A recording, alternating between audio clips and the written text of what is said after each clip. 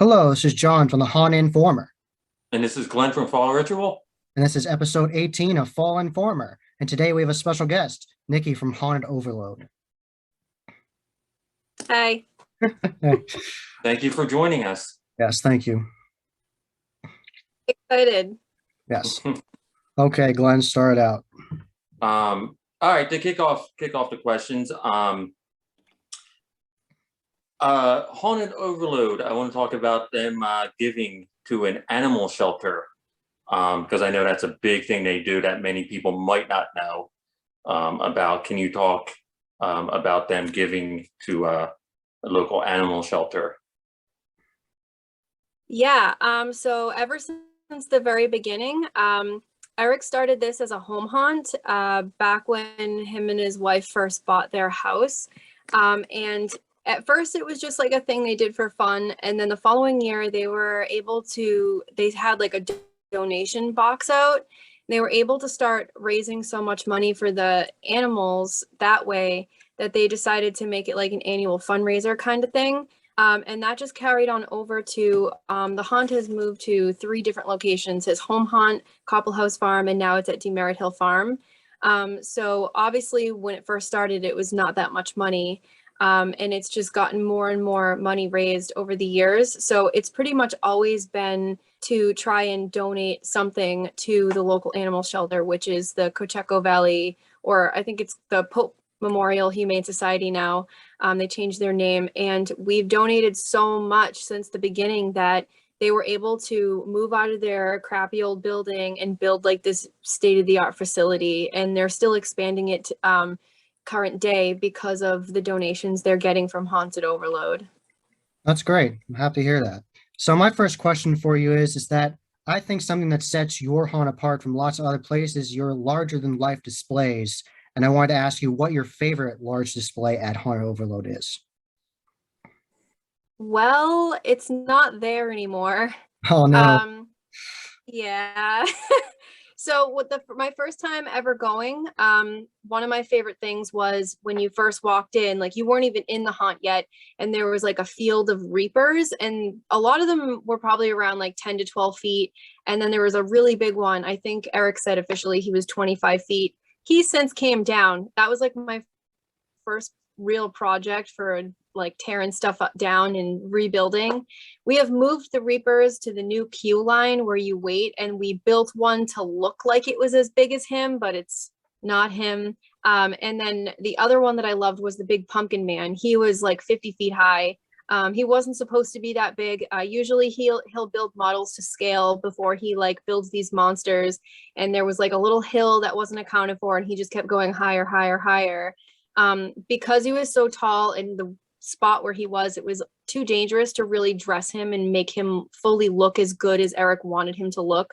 So he lasted several seasons and he finally came down. But we have replaced him with 3 less tall monsters. They're still like ridiculously tall. But he was my favorite. You could see him from like, peeking through the trees, from the outside of the haunt. It was just adorable. Besides that, the other monster I liked, he actually came down. It's really sad. He actually came down at the end of this last season. He was the cactus skull. I got to see him lit for 1 season, which was really cool. But we're going to build a brand new monster in his place, and that will probably be a new favorite of mine. So what happens is these things are exposed to the weather because we are an outdoor haunt. And when it starts to become dangerous to us and the patrons, it's time to take them down.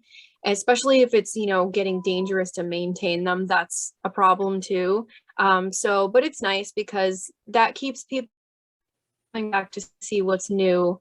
But things usually last several seasons before he goes and does anything drastic like that.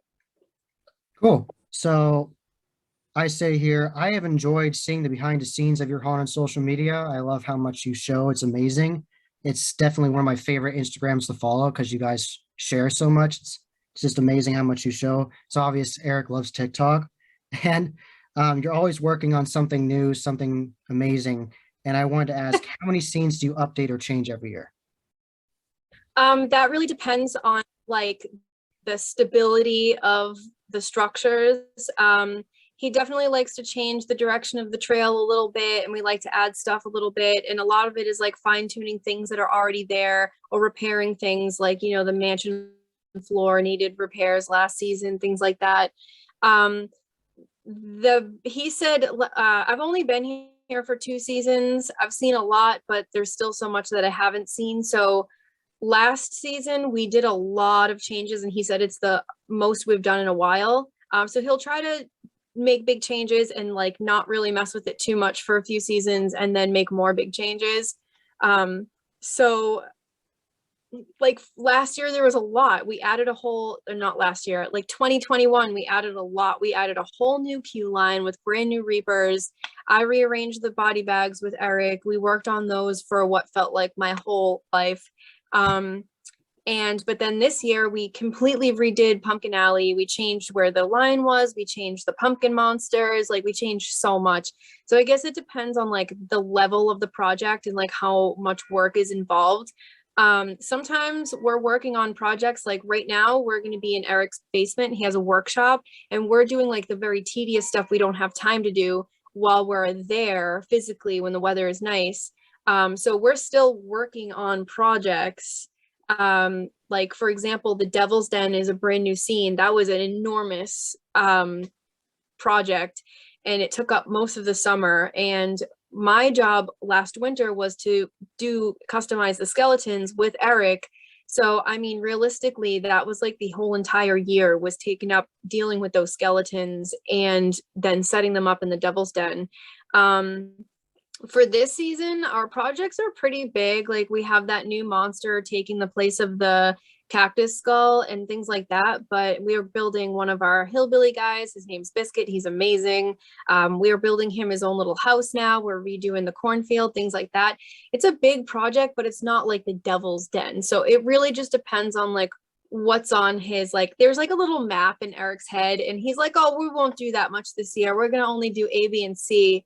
And then by the end of the month, it's like A, B, C, D, E, F, G, H, I, J, K. And, you know, the list just, there's no, keeps going. But that's what's so great about it, you know, is there's always something new and there's always something to do. And there's just so much work. And that's why people come. So. Cool. Happy to hear there's so much. Awesome.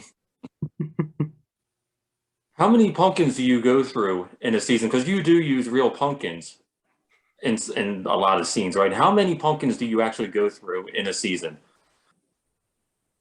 So before we redid Pumpkin Alley, it was just under 100 pumpkins a week we would carve. So we're not allowed to have lit pumpkins inside the haunt for fire hazard.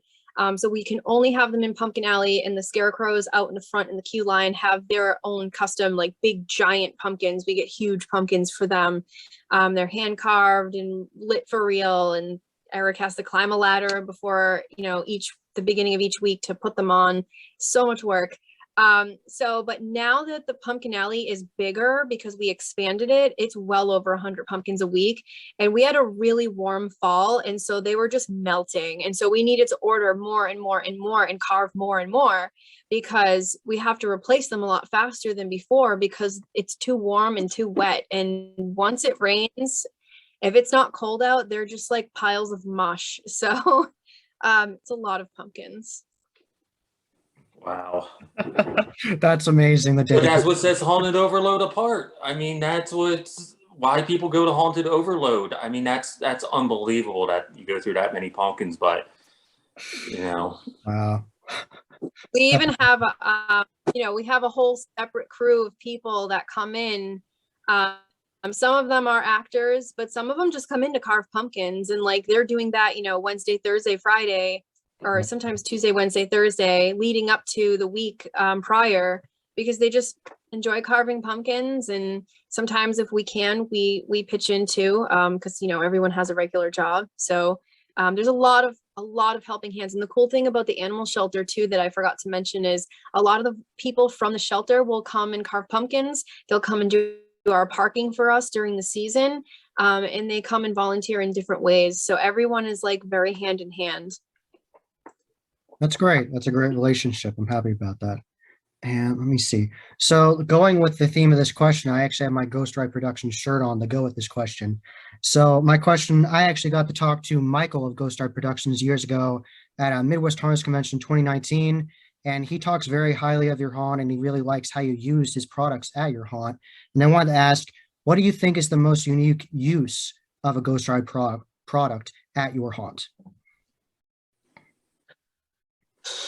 Well, his, I believe his wife was body cast, and her mannequin's name is Mindy, and Mindy is one of the most iconic parts of our body bag scene.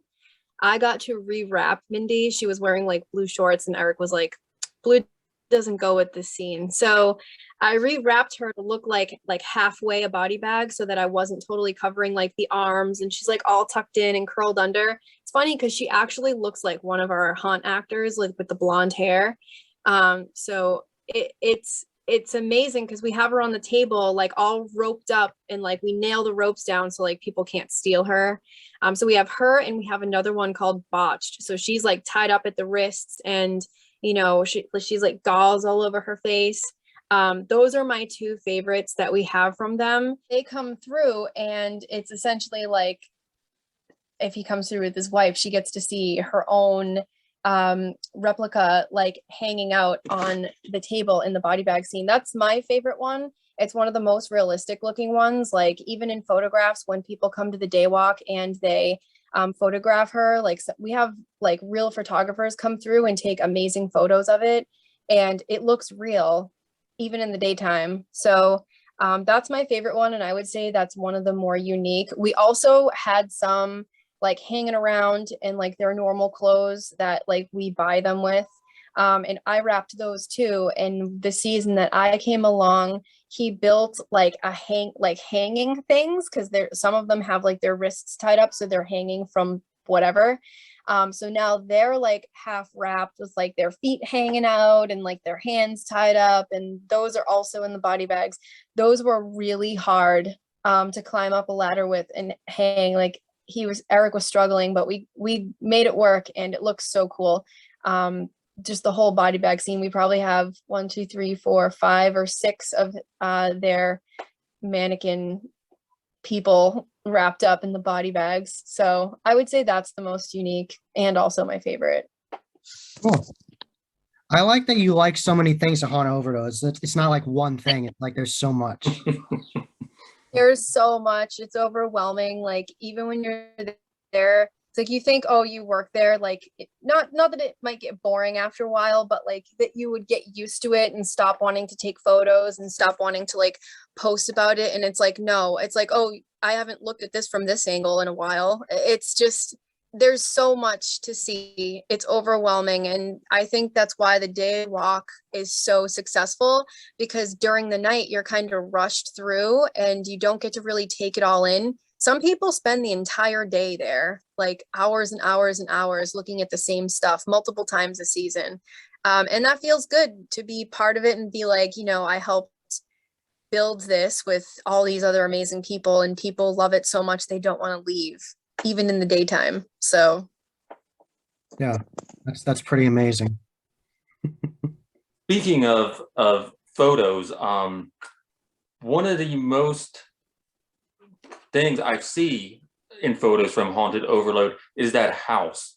It's like this very old looking Gothic type house.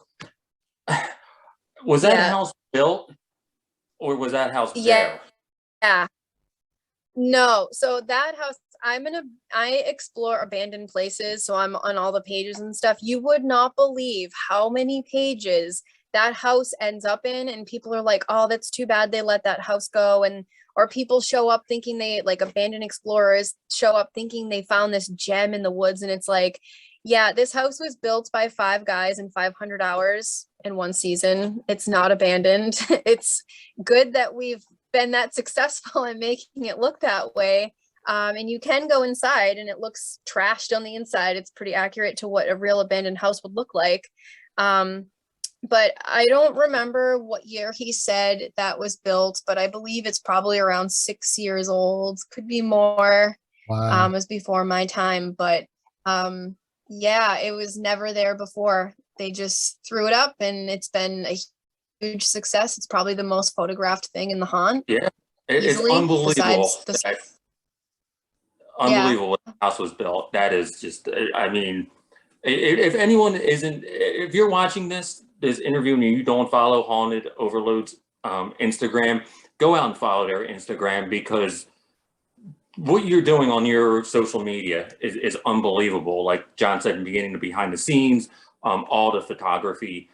This house is unbelievable. It's like this old Gothic mansion.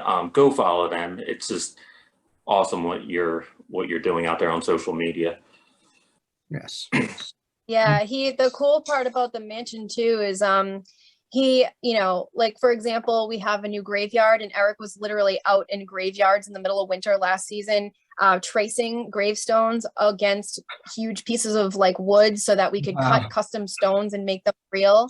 That's what he did with the mansion, and he also did it with the train yard, where he's pulling his favorite aspects of what a train like a mine shaft or a train yard would look like. He did the same thing with the mansion. He picked bits and pieces from like what he liked about old Victorian houses, pieced it together to be his own little house, threw it on some paper, made a little model, and then bam, there it is. And it's been like, you know, there's probably no house in the world that looks like it because it's not taken from one specific design, you know?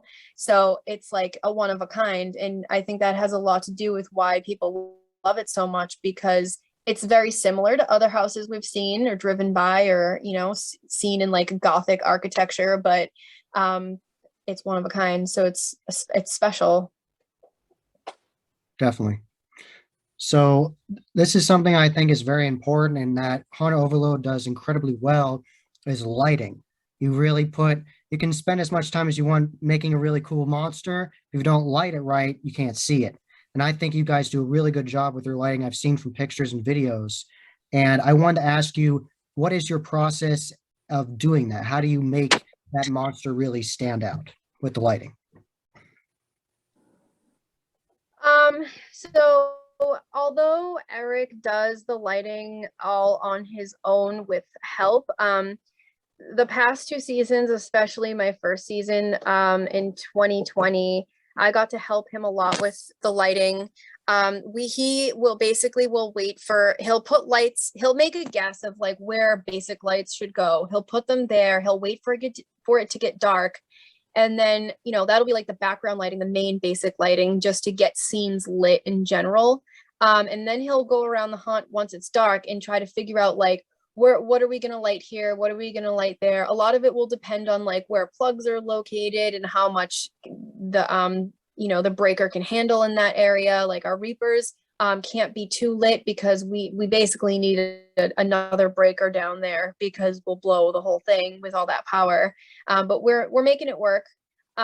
So you know, a lot of it looks amazing, but the thing I love most about how the haunt functions and how Eric thinks is that he always thinks it could be better. And so he's always trying to find a way to do it way better than what it is. And he'll be like, oh yeah, that looks awesome. But you can see he'll be like, oh, well, it could be like this too. So it's always like a work in progress. Like when we changed our vortex, it used to be, you know, right before you get in the haunt. And now it's like while you're still in line, so people aren't rushed through it. They can actually play in it if they want to. It's like this big laser tunnel thing. So the way he lit the vortex was different because it was the old crematorium. So it looks like this big monster mouth. So you want to see the mouth. So we had to light the eyes from the inside. And then he's trying to light from the sides to make it look right. And then like the green light through the mouth. And then even backlit from Pumpkin Alley. So there's so many angles you have to think about. And we have like a billion lights. So when we clean up, I think there was a total of 8 boxes of lights, and that's probably not even all of them. Just cleaning up and organizing and putting certain, like we have the black lights, we have the big lights, the tiny lights, the medium middle ground lights. But then there's other scenes like the body bags. He doesn't want it to be super lit. He wants it to be like gross and terrifying. So it's only lit by the scenes around it that are lit enough that you can sort of see where you're going, but you can't see what's what and who's who kind of thing. So there's a few scenes lit like that. But then we have things like, you know, the church we backlit like the walls in there. We like upgraded it, did all this new lighting in there. Tyla is our demonic nun. She has like a little pedal she can step on that lights the back of her, and like fog comes out, and it's just like each thing I feel like gets an upgrade each year. There's like a new pin light, or there's, you know, lights stationed in different areas. Like we have the castle, which is in Pumpkin Alley. That's usually lit purple. This past season, it was lit like a teal color, and it had like red and orange lights in the windows. That's new. He's never done that before. And it just like made a huge difference, made it look so unique compared to what everyone's used to seeing all the previous years. So he's really good at matching colors and figuring out where to put the light to make it look more dramatic. And he'll explain that too. Like when you're helping him light, he'll be like, you know, for example, if you put it over here, but then you put it up here, it's more dramatic. If you put it up here and the whole thing is lit. So it's all like, you know, the dynamic of where you want the light to sit. So it was very interesting. I didn't get to be as hands-on with helping him light this year, this past year. But the first season we were like out in the freezing cold putting gels on things, couldn't find our fingers, was losing the scissors every 10 seconds because it's pitch black out. Like it was a total mess, but it was so fun. But I think more about it now because, you know, we went, you know, when you go to other haunts and you're like, you don't think you know as much as you do until you go to another one and you're like, oh man, if that was lit from here. And I'm like, who do I think I am? Like the lighting expert. But it's just like you start to learn things and you're like, oh, if they put the light here, that would be amazing, you know? So but yeah, it's he's the mastermind. Like I don't even know if he could explain how he, you know, I think he just envisions how he thinks it should look. And then he messes with lights for hours. You know, sometimes he'll be like, oh, can you just help me with the lights? It's only going to take like 10 minutes. And then we're there for 2 hours. Because it's never that easy. It's always a very involved project, but that's why it's amazing. So Definitely. Nice. Cool. Talk a little about the daytime tours, because I know you guys do daytime tours out there, which I think you might be the only haunt that actually do some type of daytime tours where you can go through it, like you said, take pictures, stuff like that. How did that come about, and what do you get with that experience? well, all the building that we do and all the detail that we put into things, we do that for the day walk. Because you obviously can't see all of that detail at night. So the day walk is supposed to be geared towards people who are like maybe not into the haunted house thing and too scared to come at night. Some people are still too scared to come in the day. And so all the building we do, we put in mind like how things should look for people coming in the day, because they're going to be on Instagram. You know, we don't want work lights in the photos. We don't want the fence to be dilapidated. We don't want this like random dummy like under the deck of, you know, under the porch of the mansion with its feet sticking out, obviously not supposed to be there. You know, like you see these little things show up in people's photos, and so you got to like be on top of it.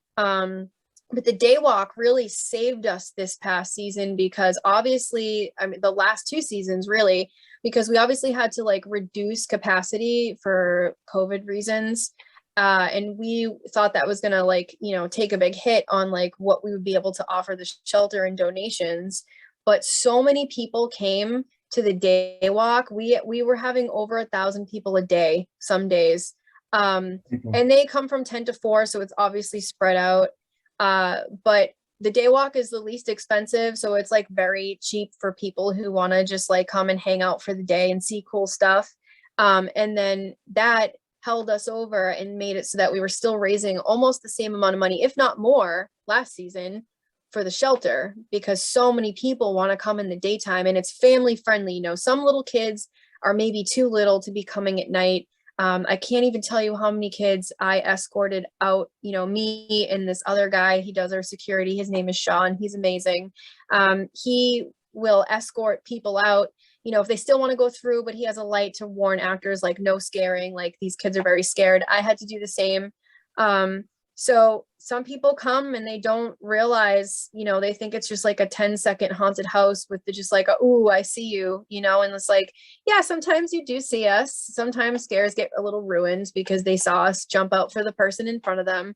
But you know, everyone has different levels of what scares them. And so, you know, for those who don't want to even mess with that and come at night, they can just come to the day walk. We also have Fright Night Light, which is like exact same as a regular haunt night, but no actors. So there's no one scaring you. You just want to see it lit with the sounds. Great. Like you can come do that. No one's going to scare you unless like it's the person you're with. Which you do see a lot of. You see that in the daytime too, like dads like hiding behind doors and stuff is so funny. But some people are still scared to come to the Fright Night Light, and you know, the day walk is for them. So I don't know of any other haunts that do a daytime thing like that. And I think it definitely does help set us apart from other haunts because you know, it's basically a movie set. It's a giant movie set. I think it's 5 acres of land, and you know, the trail is over a mile long now, and they're movie quality sets basically that we're building. And, you know, they don't really come down unless they're a problem, like I said before. So, you know, they're only getting better each season because we're chipping away at making them more refined each year. And so, it's like a staple in all the, you know, horror people's like October festivities. They're like, oh, we have to go take Instagram pictures at Haunted Overload during the day. And like, so we'll order tons of corn stalks too. And the corn stalks make it look all festive. And Pumpkin Alley and the mansion are the most photographed things, day walk or otherwise. So I'm not sure when he started doing the day walk thing. I assume I've actually never asked him. One of the very few things I've never thought of asking him before. But when he started as a home haunt, I think I remember him saying people would come by and like see it in the daytime because he had like these big scarecrows and stuff. And then obviously they would come at night for trick or treating and stuff like that. So I'm sure he got the idea from that. And I think my first year I came for the nighttime. It was literally the last night. We were late. We were the last people in line. Almost didn't make it. And then the very next day I went to the day walk and I had like a hard time picking which one I liked better. And we probably spent 4 hours there at the day Wow. walk in the freezing cold. Didn't matter. We have stuff to see. The cold didn't matter. So Cool. I want to talk about how did you get into